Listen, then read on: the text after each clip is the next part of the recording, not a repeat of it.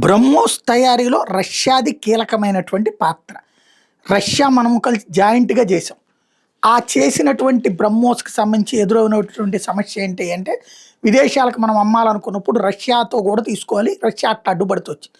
ఇప్పుడు రష్యా దగ్గర ఉన్న ఆయుధాలు చాలా వరకు ఖర్చయినాయి ఉక్రెయిన్‌కి. అదే సందర్భంలో ఇప్పుడు కొన్ని ప్రత్యేక వెపన్స్‌ని ఉక్రెయిన్ వాడుతోంది.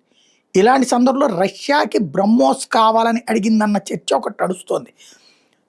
మాస్కో వాళ్ళు ఇప్పుడు ఎందుకంటే భారత్‌లోనే ఉన్నటువంటి ఈ బ్రహ్మోస్ తయారీ నుంచి వాళ్ళు అడిగారు. రష్యన్ డిమాండ్ గురించి టాస్ వార్తా సంస్థ రాసుకొచ్చినటువంటిది ఏంటంటే, కంపెనీ డైరెక్టర్ అలెగ్జాండర్ మెక్సికో చెప్పుకొచ్చారు.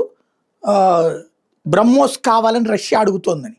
అంటే మొన్న ఆపరేషన్ సింధూర్ సందర్భం మనం కొట్టిన యాక్యురేట్ దెబ్బ చూసిన తర్వాతన రష్యా ఇంతవరకు బ్రహ్మోస్‌ని భారత్‌తో కలిసి చేసినా సరే అది వాడట్లా.